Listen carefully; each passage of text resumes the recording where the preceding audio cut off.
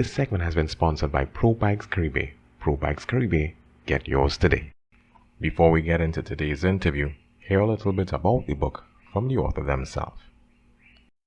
Anansi and the Fire Ants. Hi, I am Garnet Lawrence, a Trinidadian author and winner of the Boca Children's Book Prize for my book, Anansi and the Fire Ants. It is an original Anansi story that teaches children how to stop the spread of COVID-19 by using the 3 Ws. Greetings, listenership. Welcome to TLC, Tropical Literature Creatives, the podcast where we interview authors of Caribbean heritage about themselves and also about their literary works. Today we have with us Mr. Garnet Lawrence, author of Anansi and the Fire Ants. And just to be clear, it's Garnet with one T and not Garnet with two T's. I just had to clear that up. The birdstone, not the singer. I was called Garnet Silk all of my childhood. So it's one T. Okay. Well, Garnet, thank you very much for agreeing to be interviewed with us at this time. Thank you for having me as well.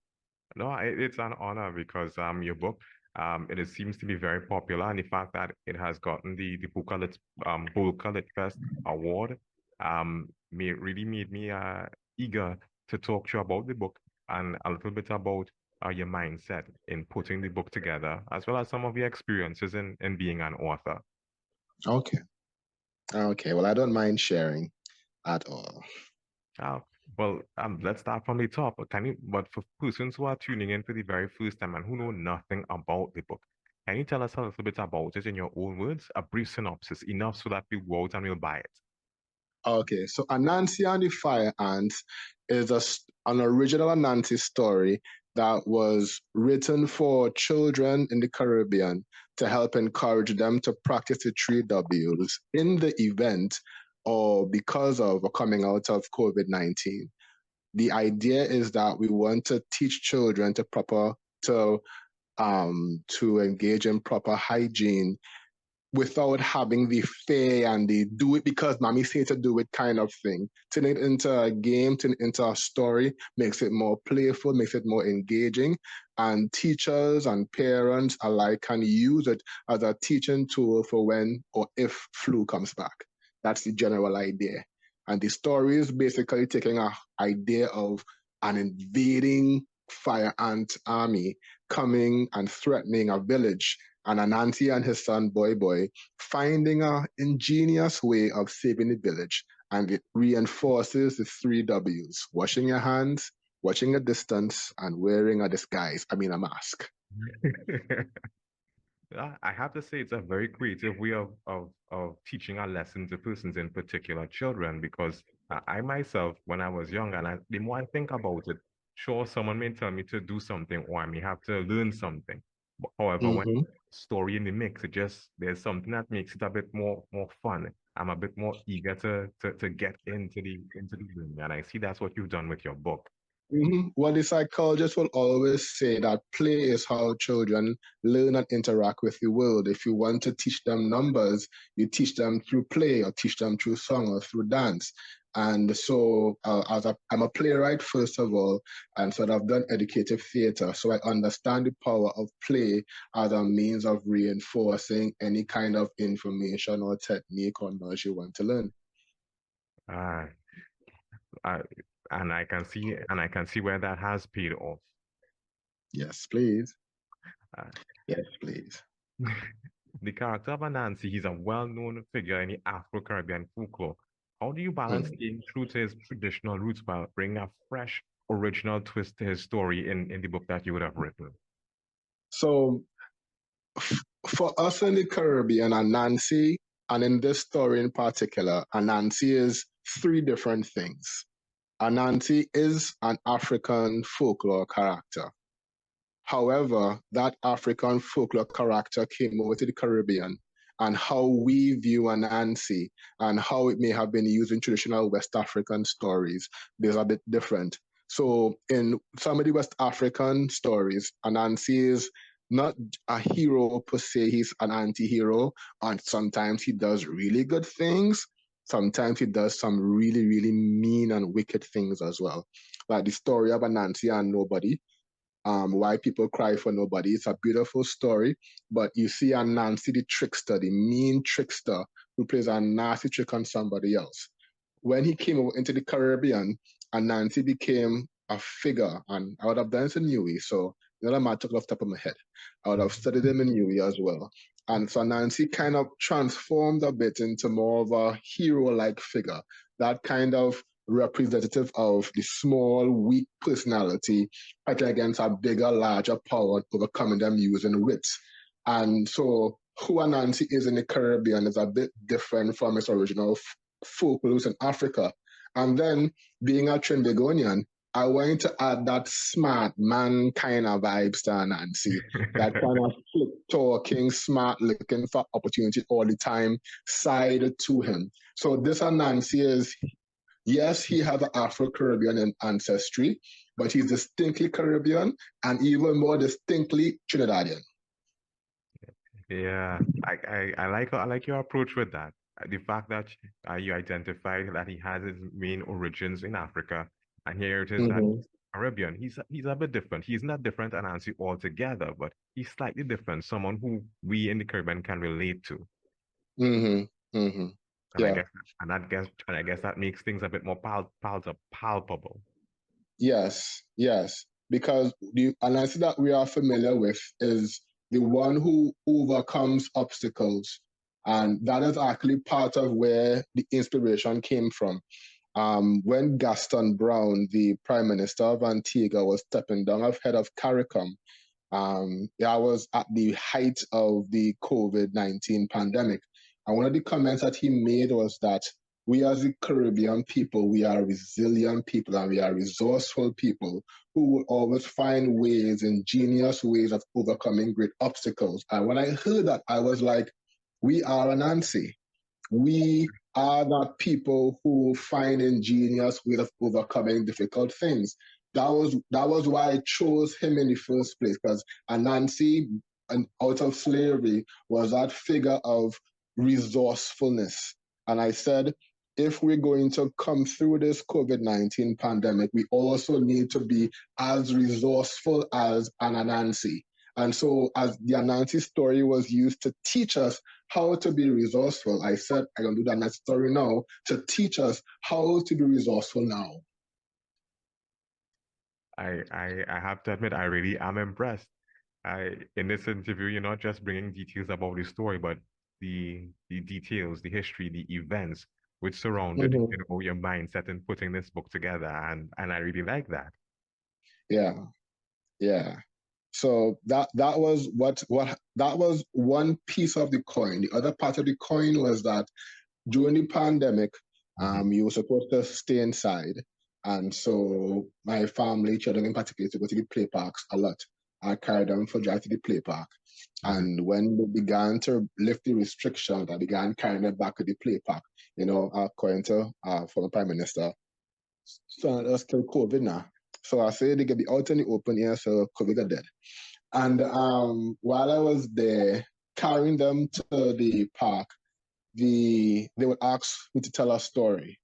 And so I used to have to invent these stories all the time. And it became a problem after a while because if you go in every single day, there's a new story every single day, that's a pressure. And so I began to want to play stories for them to hear. And I was looking for stories from the Caribbean I could play on YouTube, or African stories or Anansi stories. And I only found like two or three. And I said to myself, there needs to be a bit more of us in the storytelling world that people or children can hear, because we're not telling stories to each other anymore as we did before.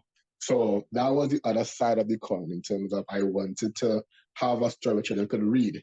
And then when we went to the play park one evening, I told them, okay, fine, we're going and play, wear your mask. If you don't wear your mask, we're not playing. And when we went there, another family came with their boys, three boys, and when they came, they weren't wearing masks. And so still doing the mask mandate. And my son was like, well, why not wearing a mask? And the boy saying, my daddy tell me don't wear no mask. That mask is strippiness. And you know how they had the vaccine madness and who trying to kill who and all the kind of mRNA things. And so at the parental level, the information wasn't being passed on properly in my mind. And I said to myself, this is April of 2021, I think it is. And we are going back to school, and children are openly telling you they're not going to be wearing any masks, not going to be sanitizing, not going to practice proper hygiene because their mommy, their daddy tell them don't. And I said, we as a school, because I teach at the time, well, before I was a teacher, so I said, my children going back to school and they will not learn or they will not know. And there's sort of information about good hygiene for flu virus, which helps effectively stop the spread of virus, is dependent on their parents. And their parents have all kind of weird opinions. So when I combine those three things, what Gaston Brown said, children going back to school, and the idea of a story for the Caribbean, all three line up in one plate, and that's where the book was born. Well, I shouldn't say book because it wasn't a book. Actually, it wasn't even a book. It was a play. It was, I said, I'm a playwright first. So it was a play. It was a educative theater piece that was meant to be performed in these Tobago primary schools to help them prepare for return to school. I was working with a company and told them, okay, fine, we should have some measure of social responsibility and we should do a piece that could help prepare our children to get back into school. So I got the actors, train the actors, that kind of story, showed it to directors, and they said, well, this is not so important right now. Let's do something else. I said, okay. And I left the company and I said, this is too important to leave on the ground on a computer somewhere. I'm going to take this. And I literally took the script, just removed the Anansi ... and just put Anansi said, and adjusted from a script format to a story format, because I've already in the form of a storytelling anyway, and printed it and did it like that. That was how the book came about. Man, that is a lot. Yeah. And no, I think it's interesting how it is again, you shift gears. How you said that it wasn't just a book, that it was really intended to be a play. And I really like Mm-hmm. the idea of how it is that you use play or playwright as playwriting or skits, etc., as a tool to teach persons. And in this instance, it was to prepare persons or children to readjust to school after the COVID-19 pandemic. Yeah. And and I want to revisit that at some point, but for now, I want us to focus on the book. I want us to focus on the book. No problem. In terms of the Boca Lit Fest Children's Book Prize for 2020, that was a huge achievement. Yeah. In terms of the recognition that you received from this award, has this affected your work or the way that you do things? Um, I would say yes and I would say no at the same time. And I would say why I would say no. I would say no because this is who I am. I have always been someone who look at the environment I'm in and then I write pieces that reflects or addresses it. I'm a playwright first, so I've done several plays on domestic violence, on teenage pregnancy, on forgiveness, on abortions. I've been doing the work all the time. So what the Boca Lit Fest did for me was it validated me as an author, as a creative, as a playwright, that the work that I'm doing that may have been invisible, nobody would have seen or known about it too much. But this said, okay, we are putting you against the best in the Caribbean, and your work is valuable. It's important. And that meant a lot to me. So what they did for me was, which is why I'm saying yes as well, is that they said we value literature that speaks of the Caribbean to the Caribbean. And that says that there's a place, a platform where people like me can put my work out and have it recognized. So now it's almost like, yeah, I want to do our next one. I want to enter again and I want to win again because I know there's somewhere where my work can be objectively criticized and given a value statement attached to it. Yeah. And it's something that I came across with another author as well. It's really great that you feel comfortable to put your work out there to challenge yourself like that. Some authors, they don't feel like that. A lot of persons are introverts, and they're skeptical about having their works critiqued by persons out there, because there's something about having your work being critiqued by persons, because your work is part of yourself. It comes from you. And some persons, as if if the work is critiqued, or so persons find fault or shortcomings with certain elements of the work, but not the work itself, that they themselves, you feel it in their chest now. It's like, you're coming after me. So, but I totally understand, but I guess because I'm a playwright first, I keep on saying it all the time. I would have done some work that would have been featured in the National Secondary School Drama Festival. So I've reached like 2 or 3 finals. So I'm familiar with the process of bringing your work in front of an audience or in front of judges and having them critique and value or make statements about it.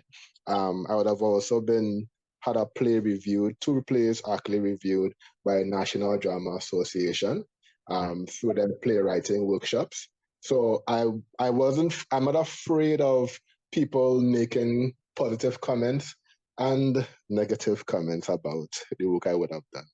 And when people make negative comments, I try to determine between whether this is whether it is said from a place of objectivity or from a place of personality, and being able to weigh the difference between the two. And if I find a place that's too subjective, then I realize my work should not be featured there, and I go somewhere else. Yeah, the Garnet test, I'll call it. The Garnet test. I'll take that. Copyright. Again, let me just go back to the book a bit. The book that you wrote incorporates the 3 W's to teach children about, preventing the spread of COVID-19. When it is that you're putting the book together, did your children, for example, did they play a part in this? When it is that you were putting it together, say, let me test it on my kids, see how they relate? They are always my first audience. Always my first audience. When I have an idea, I run it by them first. Actually, when I started writing it or playing with it in my head, it was through telling them the story that I was able to pull all the pieces together to get the play. I wrote that play in like 5 or 6 hours. Yeah. And then the state entire story was like the next 20 minutes or so. But because I had my children to act as a soundboard, they liked it, so I knew it would work. In terms of putting the book together, I've spoken with other authors, and some persons have a process. They may write a paragraph a day, like a sentence a day, or some of them may move when the spirit or the jumbie, depending on which part of the world that you're from, it moves them. But you're a playwright, so writing isn't foreign to you. Can you share a little bit about your process for putting this book together, or maybe even I might go as far as writing plays? What's your process for it? So most times it starts with, I see something that sparks my interest. So like I said, what hit me was Gaston Brown's statement that we as a Caribbean, we are resilient. And when I heard resiliency, I heard Anansi. When I heard resourcefulness, I heard Anansi. And when it is that we were looking at, so my first thing is that question, what is that statement that I hear that makes me stop and think and say, and then my mind starts playing with it. How could I portray or tell this in an accurate way that answers the question that my mind has, or answers the statement that my mind is pulling on? And so I went through the process of, okay, fine, Anansi, Caribbean, Anansi, and story. What was the problem? The problem is children are not practicing the 3 W's. So how can I make this easy? So let's find an action. Let's find something, a catchphrase that we could use. So if it is that you have the 3 W's, what if it's our enemy, like an evil person coming? I have to fight the person. My son Judah likes to fight. So how can I get him to fight? So now it is, I have to find a way to take 3 W's and turn it into a fighting kind of thing, into a war. My son likes war. And so that is how it came. And all of this happens in my mind. I'm just thinking through, sleeping, wake up, thinking through until I hit the point of either telling my wife, she's also one of my best sounding boards as well, telling my children, depending on what it is, and verbalize and I talk about it. And after I say what the idea is, in telling the idea gets to tell itself as well. And oftentimes I dream a whole, I like and sleep and think of a whole story and then sit down and write. And none of what I dream about was written. None of it is ever written on the paper. It becomes a whole other thing and then it adds on to itself. The writing probably is the most difficult part because writing the discipline, I require sitting down for a period of time every day to get it done. I was lucky fortunate with Anansi and the Fire Ants that I sat down on the floor somewhere and wrote it. And I was able to concentrate in the time. Once I come home with the children and the family, it already had time for that. So my process usually is something sparks something in me. Then I ask the question, then I look for the medium, what is the vehicle, the vessel through which can tell information through. And then I sound the story or the idea of somebody else. And then I begin to write. And then after I write, read over, until I'm satisfied, and then you go to wherever it is. With doing plays, after I have the idea written down and the play written down, it goes to dramaturgy, where I have a group who would read through and we do it one time. But yeah, that's my process. Okay, okay. So I'm guessing, obviously persons listening to this would be taking notes and would be probably trying to adopt some of those processes for their own to see how it works. Yeah, I hope so. In terms of putting the book together, not many persons would have been able, let me rephrase that. Being able to write a book is an achievement in itself. There are a number of persons who would have attempted and who would have had really great books and they're stored on a flash drive somewhere, on a computer somewhere. What advice from your experience can you give for persons for persons going through this process who have intentions of getting a book from conception to having a printed copy in their hand? Any advice can you give to them? This for me is something I'm still struggling with because I'm a creative, not a marketing person. I'm a creative, not a producer. And so the thought process that you would think that if somebody writes a book that they would know how to publish that book, but it's two different skill sets. And you have to acknowledge that. There are some people who are really good at marketing and publishing that kind of story. If you can publish and write and do that for yourself, kudos to you, but I'm not that person. I really am not. And what I would say is know where your strength is. If it is that you want to move the book from the drive or the page to being published, do you believe you have the capacity to self-publish and to go through the marketing process? If you believe you can and you have the guts and the grit to go through it, then I support you 100%. But if you're not that person, then find someone to mentor you and to help you the process, to guide you the process. You don't want that you go and you try and you don't know and you do things on your own. My journey has not been the best of journeys, so I wouldn't even say what it is. What I would say is lack of knowledge is going to hurt you in the future if you don't take the time and find out what the process is and find out how the system works, because it's a system. So I personally would not advise anybody to go and self-publish if you don't understand the environment, if you don't understand the system. If you're going to self-publish, then find some way to understand it, do the readings, do the books, find people like yourself, find or work with them and ask questions and find out what's the process. And then if you need to, hire somebody. Yes, it may cost you more money than you have at present. And just the idea of getting the book done is a cost in of itself. But it's a cost that would save you in the future because you don't just want that your book is just put out there and done. I would have spent, my book is full of illustrations on every single page. It's a full colored book, and it was done by a US publishing company. So it was done and paid for in US dollars. You don't want to be paying US dollars for a little 6 point something TT conversion. And then when you're done, you realize, oh crap, I must get burned. I might lose all my money. You don't want a situation like that. So if you want to self-publish, or if you want to find a publisher, do your research, find a mentor, find someone who knows what they are doing, who understands the business. If that requires paying, then pay the money. Then better you pay the money and get good service than do it for yourself, and the potential revenue that you could earn from it, you lose because you wasted time or you put your money in a wrong place. Okay. I mean, from the place of experience, I think we'll take that. Yes, please.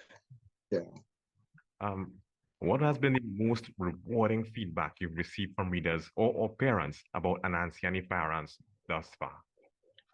So someone who, I'm from Tobago, so I'm not Trini, I'm a Trinbagonian. And there was a family friend who lived in Trinidad, I was in Trinidad, and she came to Tobago at Christmas and she watched my Christmas plays. And she came back every year to watch the plays. So when she heard I did the book, she said, I'm going to take the book and buy the book and carry it into my class. She is teaching literature at secondary school level. And she read the book to secondary school students in Trinidad, and they enjoyed it. And they were like, Miss, that's a real good book. I enjoyed the book. Why we didn't get this book before? And for me, it's one thing to write a book that's a children's book that children, the usual, this is book real nice. I read the pictures, that feels certain kind of way. But when secondary school, 14, 15, 16-year-olds could say, yeah, I know it's a children's book, but it was a good book, and I enjoy reading and discussing the book as literature, that brought some measure of happiness to my heart. I wouldn't lie. No, I think it's interesting how it is that you would have wrote this book that you would have written, albeit not intentional, had found its way within the education system. What would your thoughts be if it is that your book were to be adopted full-time into the education system to be used as a tool for persons to become better at reading and their comprehensions?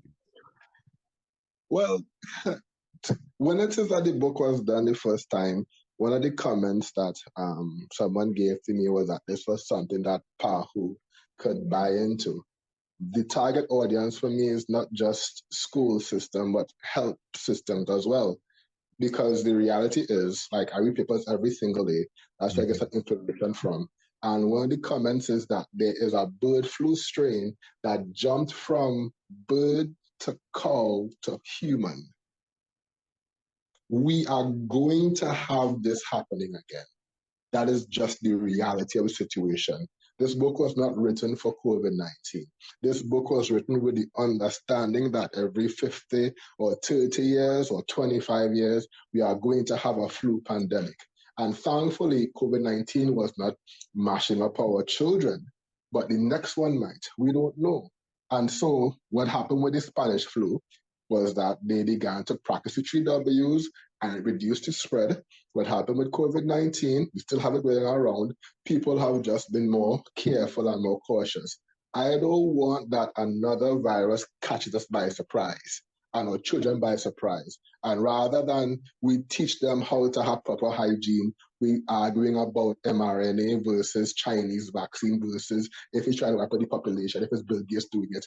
We don't need that kind of nonsense at a public health level and at a education level. So I would advise any Ministry of Health anywhere in the world, in the Caribbean in particular, because it's our story, to take it and keep it. So if or when it comes up again, we have something that we could use for children. because the target audience with most of these public health campaigns are adults, which is good and fine. But when you have children going to school, when the COVID-19 first came out, remember, I had a situation where a child from Morocco school went and they had it, and then the whole class, and they had the whole to shut down doing SEA. I mean, if we targeting adults alone and children coming into school and you have to put them in a classroom, what we doing? What we doing? That ain't making no sense. So yeah, I wanted to be in the libraries across the Caribbean. I wanted to be in the Ministry of Health campaign, not because I want to make the money. Money is secondary. I wanted to fulfill the purpose it was created for, to help protect our children from COVID-19. No, that is a very spirited and sincere intention. And I have to admit, I mean, if you were asking for my money, you have my money. You have my money. If you were asking it, you did. So my next question is like, I mean, where the book is concerned, when should we expect like a sequel, or do we have to wait for the next, pandemic to see more of Anansi and Fire Ants? Well, what I would say is I had two books in mind. One was Anansi and the Roving Grasshopper, something like that. Because I wanted to teach about how vaccines work. But what I'm working on right now is Boy Boy and the Forest of Shadows. So in 2021, I was commissioned by the Tobago Division of Health to do a dramatic presentation for their clean air campaign, anti-smoking campaign. So I wrote a dramatic presentation called Boy Boy and the Forest of Shadows to help teach boys to avoid smoking and smoking marijuana. So it's a coming of age story specifically for our boys, our sons, to help teach them. And it's not even speaking about the smoking per se, but it is also the self-esteem, how it is that we as men sometimes seek refuge in substances and engage substance abuse, whether it is drinking, whether it is marijuana, whether it is smoking. And so how to find courage to go through the forest of shadows, that difficult, dark period, and come through knowing who you are and avoiding taking the fire sticks, which you will read about in that book, which is soon to come when I'm done writing it. And one of the things about this one that's different from Anansi and Fire Ants was that I did not take the script and turn it into a story.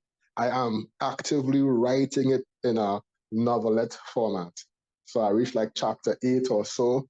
It's taking a lot out of me because it's the first time I'm doing a novel type story.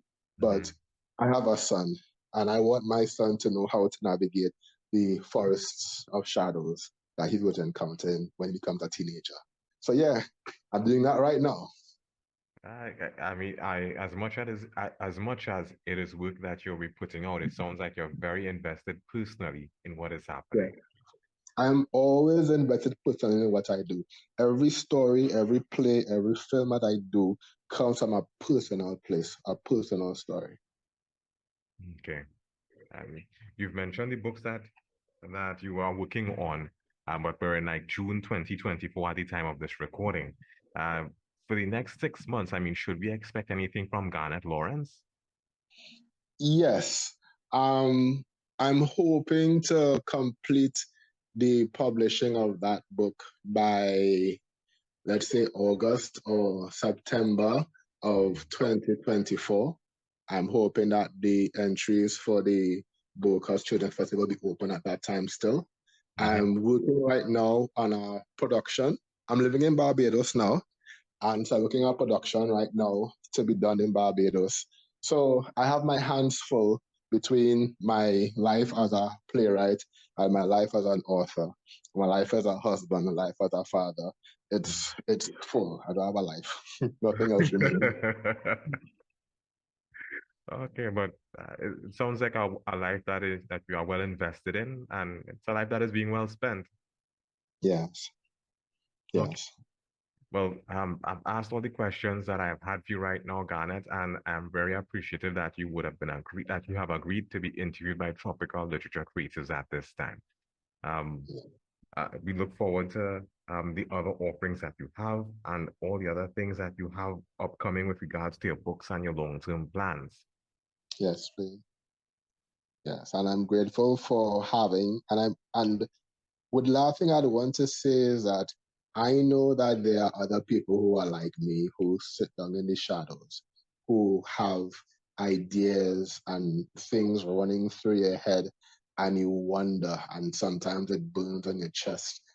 Get it out, especially if it is not just something that is fun, but it has a message and a meaning and a story behind it. Don't die with it. Don't carry it to the grave. As one of my constant prayers, I tell God all the time, every play, every film, every story, it has to come out. I'm not carrying any of them into no gravesite. Somebody must see it because I have understood from my life thus far that the impact of the story, how it could change and influence somebody else's life. There's somebody who needs to hear your story and they're waiting on you to tell it. Okay. Well said, sir. Well said. Okay. All right. You've been listening to TLC, Tropical Literature Creators. If you've heard something of interest or something you like, reach out to us. Reach out to our authors. Follow us on social media. We look forward to hearing from you.